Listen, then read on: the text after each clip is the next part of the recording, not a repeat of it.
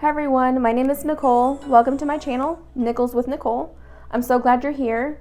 On this channel, I'm going to start budgeting, cash stuffing, and unstuffing, and anything money related. We're on a mission to pay off our family's massive debt before the year 2025 is over, hopefully sooner. So financial freedom is the name of the game, and if you're into that, please go ahead and subscribe, and we would love to have you join along and cheer for us. If you could do me a favor, hit the like button on this video and watch until the end so the YouTube gods will get this push out to anyone else who can benefit from it.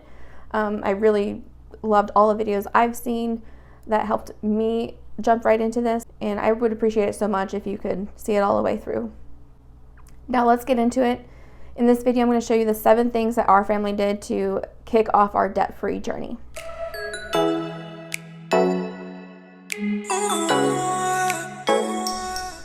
First, I want to give you a little backstory on how we even got to this point in the first place.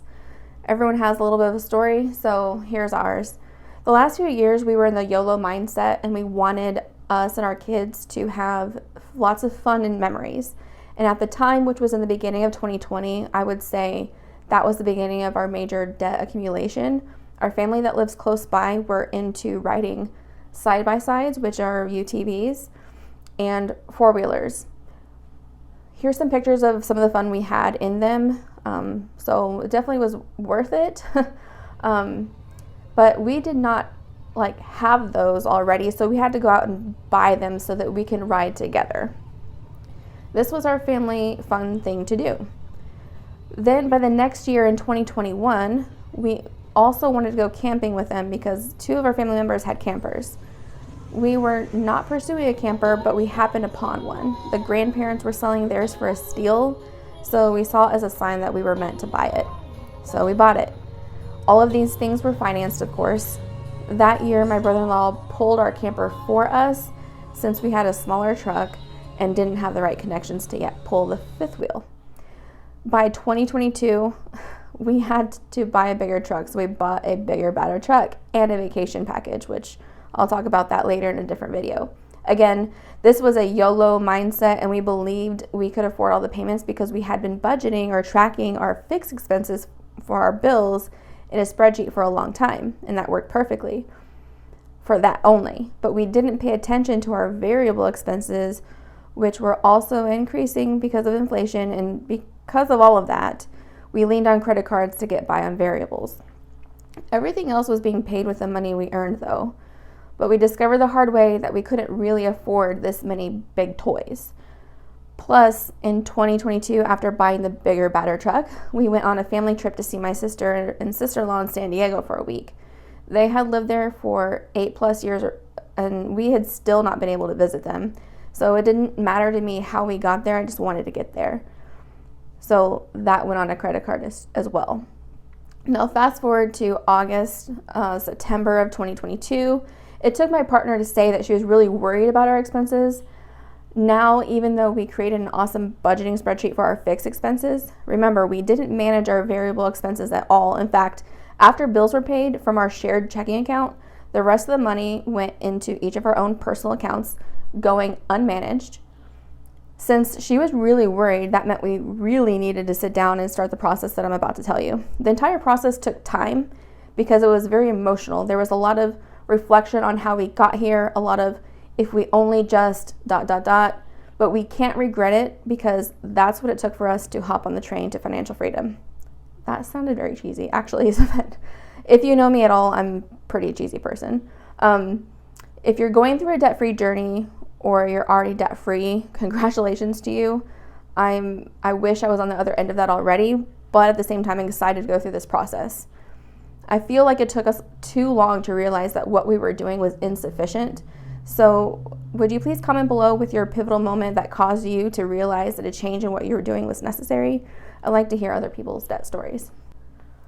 Okay, so the first thing that we did, I'm going to turn this a little bit slightly because that's how I write. But the first thing that we did was list and evaluate all of our expenses and debt. That's going to be the first thing.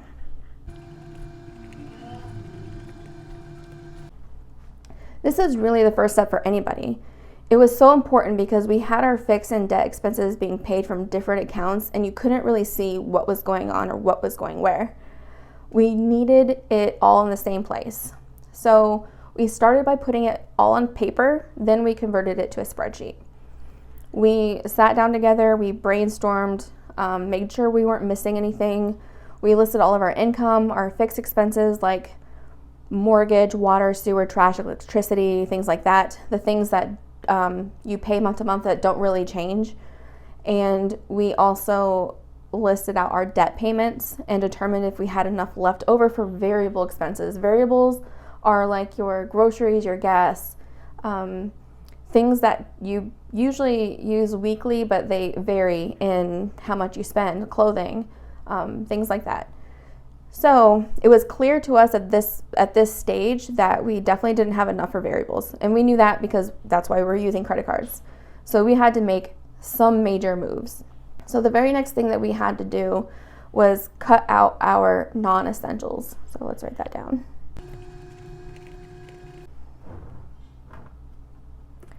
So from here, we looked at all of our fixed expenses and our debts to see if there's anything that we can do.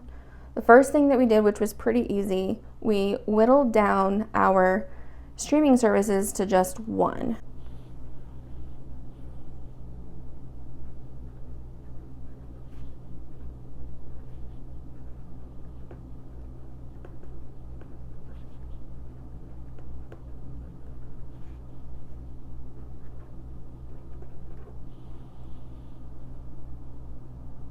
We had like Hulu, Paramount Plus, or HBO Max or something. I'm not sure exactly how many or what we had. All I know is all I needed was Netflix. So we just stuck to the OG Netflix. The next thing that we did was shop our trash service. We were already getting kind of annoyed with the service that we had right now because they were constantly missing pickups, and I constantly had to take time to call them and schedule another pickup. So it was pretty easy to go ahead and do that. It just made a lot of sense anyway. But we started out with that service when we moved into our house, paying like $100 per quarter for trash and recycling, and then it slowly crept up to just over $200. And it made sense. I didn't really complain about it too much until we started getting poor service. But it made sense because, inflation, they were probably raising people's wages and the gas was costing more. So it is what it is. But because of the poor service and because of this process that we're going through, we went ahead and shopped anyway. So the other service in our area, we actually got in on a deal. So we are paying $75 per quarter. That's $25 a month. So much better. And I know it's only for a year promotion, but they did say that after the year, if what they increase it to be later, if we felt that it was unreasonable, then to go ahead and call them and see what else they can do. But as long as they're servicing, I'm fine with even paying $200 a quarter. So yeah, that's what that is. So now we're saving $125 a quarter on our trash service. Oh, let me write that one down. But there could be other things that we might shop for. We were already on budget billing for our electricity and our gas, so we didn't need to change that. I don't know how much we saved in streaming, but Netflix is $20, so if HBO or Hulu costs $22, they could be more, I'm not sure, but that's how much more we would have saved on those. So the next 3 things I'm about to tell you are they were big moves, because obviously saving $125 or saving $60 or so on streaming services, that wasn't going to be enough to help us with our variable expenses. The big move that we made was that we sold our side-by-side. That was actually not as hard. It wasn't as hard to do that because, yes, it was fun, but it was also a pain in the butt because the city that we live in, we can't actually keep the side-by-side here on our property unless it's in a garage. And we have only a one-car garage because we live in a 1950s house. So it we store it like 2 hours away at my sister-in-law's house, and it was just kind of, it was convenient when it's like out there already and we were going to go ride with them. But if we wanted to take it to a national park or with my brother who lives in a different town, we'd have to drive out 2 hours to go get it and then drive 5 more hours somewhere else to go out and enjoy it. So plus we paid for storage out there. It is what it is. It was just more of an inconvenience because we wanted to do more with it than just ride it out with my sister-in-law. So this one made sense. It wasn't difficult. We wanted to sell it anyways. But the very next one that I'm about to tell you was more difficult. So we sold our big truck. This one was hard because we did just buy this truck in February of 2022, and we were selling it by the end of September of 2022. It was hard because, I mean, we bought it so that we could pull the camper and pull the side-by-side, and, well, my partner really wanted this truck, and, you know, she deserves that big truck. We deserve to have that truck, but we didn't set ourselves up in a way to be able to afford that big truck. So one day we will go get that big truck again, maybe something better. But for now, it was no longer necessary because we were selling the side-by-side. And my third big move here was, and it hasn't happened yet, but we need to sell our camper and our ATV, the four-wheeler. I'm put pending because that hasn't happened yet. It was actually kind of hard to sell the side-by-side for the price that it was worth because of the market. It was actually worth like $25,000. We had to sell it for less because people weren't wanting to pay more than $20,000. And we owed less than that. We actually owed like $16,000. So it did work out for us when we did sell it. And but because it was difficult, we are assuming that the camper and the ATV will also be difficult to sell. So we're going to wait until like the tax season. A lot of people buy vehicles in that time frame around February through April. So that's when we'll do that. We'll see if we can sell them. We actually had some comments made to us about selling all of our fun toys, but because we're told, live your life now and deal with that later. But with us having these things, it's hard to live our life now because we were already like busting at the seams. So it didn't make sense. It was a struggle to manage to like play with our toys when we didn't have enough money to do that. So it is what it is, and we will buy them again if it makes sense in our life at the time. But we're going to buy them in cash. We've actually committed to buy all of our vehicles in cash unless there's some sort of emergency. We are saving to buy those things instead of financing them, and that will be really exciting. The third thing that we did to start our debt-free journey was determine our variable expenses.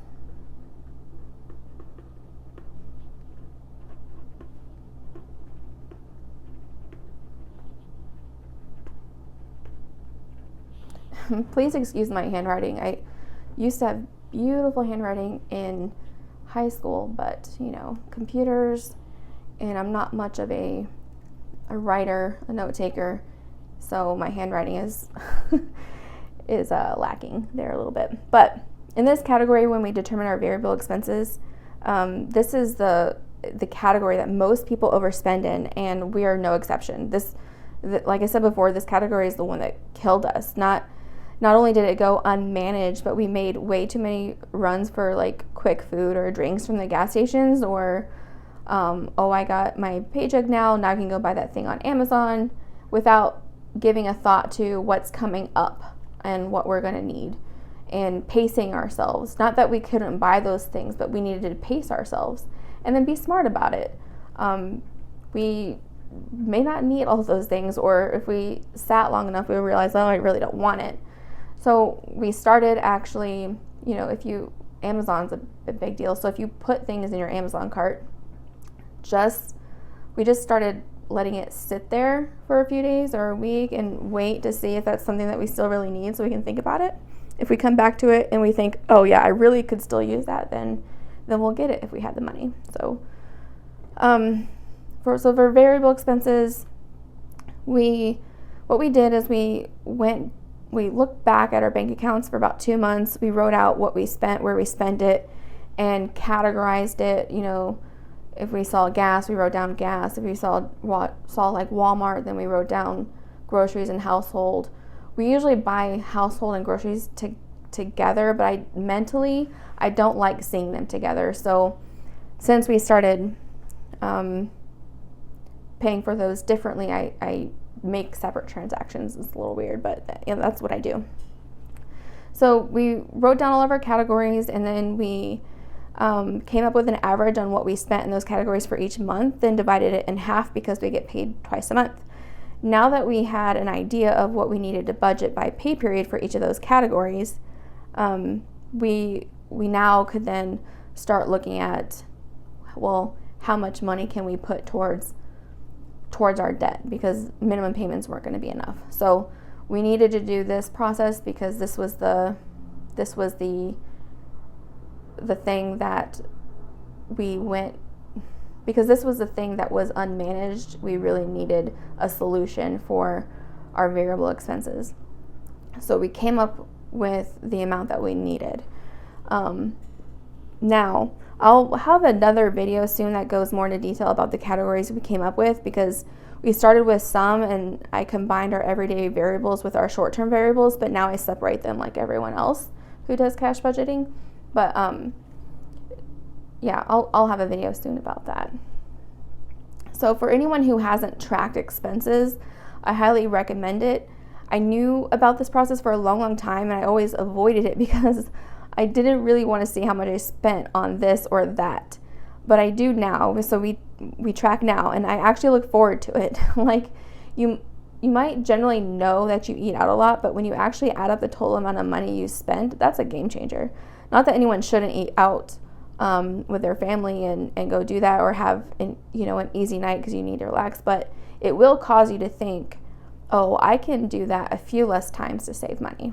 So tracking your expenses can be a hard pill to swallow, but once you do it and you realize how much money you can save by just doing certain things differently, then it might actually be motivating for you, like it was for us. So that is step 3, and step 4 is to basically go back to step 1 and reevaluate. Reevaluate all expenses and debt. Again, we went back to our list that we made in step 1, and we looked at our fixed expenses, our minimum debt payments, and made sure we had enough left over for variable expenses. Now that we shopped our trash service, reduced our streaming services, sold our side-by-side, sold our big truck, we now then had plenty of money for our variable expenses, and so this was great. We were set by this point. And if you're not, it just means that we would have needed to go back to step 2 and figure out what else could we do. Sometimes it means you need extra income. For us, we didn't need to get any extra income, at least not that I can see right now. So now that we knew that we had enough for variable expenses and an extra debt payment without jeopardizing our budget, we could then start practicing step 5. And step 5 is our solution to managing our variable expenses. So we're going to budget variable expenses with a cash envelope system. So I really enjoy this, actually. And like I mentioned before, we were already budgeting our fixed expenses in a spreadsheet, and we have a shared checking account where we each deposit a specific amount from every paycheck, but we needed the plan for the variables, and this is it. So before October of 2022, I had heard about the cash envelope system, and I lose things all the time around my house. I misplace, like I'll set something down on a table, I'll walk away and then forget that I left it there. So it's probably brain fog from working too much, but I will often put something somewhere and think, oh, this is a great place, but then I can never remember where I put it. So losing cash is a big deal, and I was really afraid that I would do that. So while it's true that I can still lose cash, I never thought about how cash envelopes fit my personality though. Looking into the cash envelope system only happened because I was talking to my mom about what we were going through in the steps above, and she just mentioned, have you heard of cash stuffing? Watch YouTube videos on it. So I did just that, and bam, I had a plan. Well, yeah, I had a plan, but I had to convince my partner because she definitely was not into messing with cash at first. So we compromised on the cash envelopes just for variable expenses and short-term sinking funds. So then we had a plan together because I got her on board.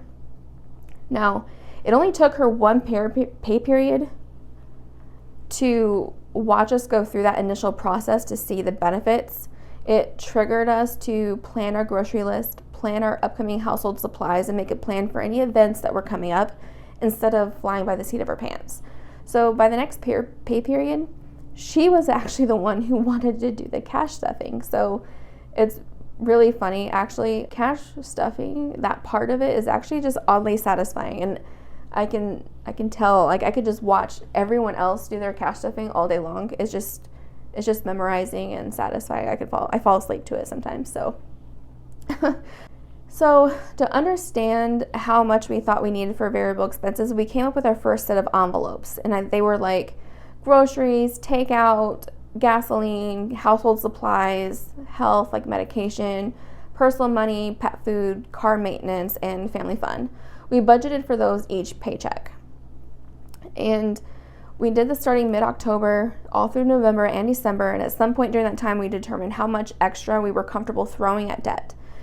So I recommend, if you're going to do this, to like do the cash envelope system for a while so you can see what you're comfortable with and make adjustments week by week or paycheck by paycheck to know how much you would be comfortable. Because you don't want to say throw all this money at debt and only give yourselves $100 for a family of 4 for groceries, because then you'll be struggling. You want it to be sustainable, right? So now that we had enough money for variables and an extra debt payment, we needed to make a plan now for the debt. And that brings me to step 6. Make a plan to tackle the debt. So, folks, we did not have a plan for our debt either, other than making minimum payments. There was no plan at all. Looking back, it's very annoying. I shake my head thinking about it still, even though we're extremely excited that we even have this problem to solve in the first place. I want to go through this debt-free journey because it's creating wonderful habits, and once we're debt-free, we have many other plans like investments and generational wealth, etc. It also helps that for a year or so I've been working on having a minimalist mindset. So that kind of goes along with that Amazon thing I was talking about, where we will put things in the cart, we'll let it sit there, wait and see if we actually need it. So about the debt, we were managing our credit card debt separately. I paid my cards and she paid hers. She's really good about managing that. I was not, however. But this really didn't work out because it wasn't fair for us each to pay our own cards when we accumulated that debt together.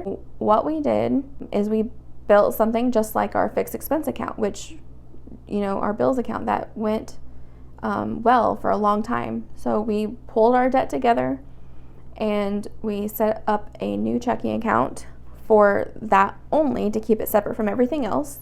We added it up and we determined how much we each need to contribute towards that account each pay period. And that way it's automatically deposited and minimum payments are automatically taken from there. So on a spreadsheet, we listed out our debts, our minimum payment amounts and due dates, APRs, and current balances. We used a spreadsheet to determine how much we needed to directly deposit and add the extra debt payment. So we added it all together and figured out how much we needed to add. It's obvious that making the minimum payments on debt simply wasn't going to cut it. We all know that. So that extra debt payment is going to start January 5th of 2023. I'm super excited about that because I've just been waiting waiting and waiting because I want to start seeing that debt come down. But we needed to wait so that we could get used to the cash envelope system. But now's the time. Now's the time. We're, January 5th, our first extra payment towards debt is going to start happening, and we get to start tracking that, and that's going to be really satisfying to see. I started watching videos on debt and came across so many people talking about the debt snowball method. Would you believe that I never heard of this debt snowball before? That's how far removed I was from paying attention to personal finance. So I continued researching and found this other Google spreadsheet on Etsy. It was well worth the few dollars that I spent. It showed us the path for paying off either debt by minimum payments, the debt snowball method, or the debt avalanche method. You can take a guess at which one we picked, either the avalanche or the snowball. I'll tell you about that in another video that I'll have coming soon. I'll go over the one that we picked and why, and how much debt we owe, and which is kind of embarrassing, and then when we will finish paying it all off. So that is our step 6, making a plan to tackle the debt. We need to make our minimum payments and throw an extra payment at the debt. The last one is a high yield savings account for sinking funds. Okay, we set up our savings so that money is automatically put in there that we budgeted for. We have that happen at the payroll level.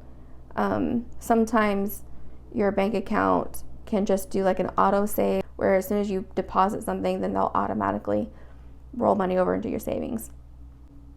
We decided that the first $2,500 that will be added to the automatically deposited savings will be dedicated to a starter emergency fund.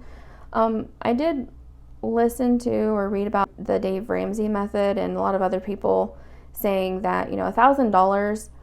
Dave Ramsey recommends $1,000 for emergency fund, and that I think that would have made sense for me as a single person back when we didn't have a house, or I didn't have kids. That would be fine, but we agreed to just making it $2,500 because that's like the cost of the deductible in our house. So that amount made sense to us in case something happened to our house. At least we have the deductible covered.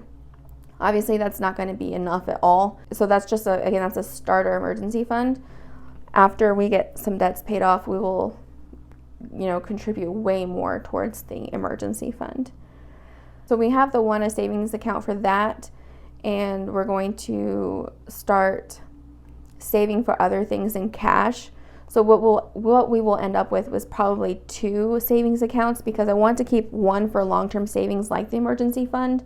We'll have another savings account for our sinking funds that we will stuff in our cash envelopes. And once the cash envelopes reach like $500 or $1,000, then we'll deposit that money into the second account. This will be things for like personal property taxes, vacation, lawn and garden, or our son's money for college. There, by the way, one is about to go to college next year, and the other one will be following him the next year after that. So we have those things coming up.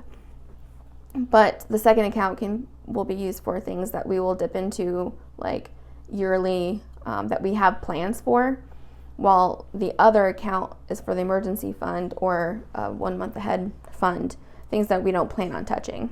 What we decided is we're probably going to use Ally Bank because they have a high yield savings account, and they have this feature called buckets within the savings account. So they're just like digital cash envelopes. So you might have like $5,000 in that account, but you can say, okay, of this $5,000, $2,500 is for emergency funds, and this $2,000 is for our 1 month ahead fund. But it's like having digital cash envelopes, which I think is very cool. So to summarize, at the end of all of this, these are our 7 steps. We're going to list and evaluate all expenses and debt, cut out non-essentials, determine our variable expenses, reevaluate all expenses and debt, budget our variable expenses with the cash envelope system, make a plan to tackle the debt, and then have our savings in a high yield savings account for our sinking funds. At the end, there's 5 things you need to have. If you follow what I'm doing here at all, which You don't need to, because everyone's money, personal finance is personal to everyone. So how you manage your money is your way of doing money. I just hope that maybe something I said either inspired someone else or gave you an idea on something that you could do, which is what happened for me. I watched lots of videos in the budgeting community, and everyone inspired me. Everyone gave me ideas, and eventually I just came up with this. And it's probably pretty similar to a lot of people anyway. But what we end up with is, one, we have a checking account for our fixed expenses. We automatically deposit a certain amount, and our payments are automatically drafted from there, and we just monitor it.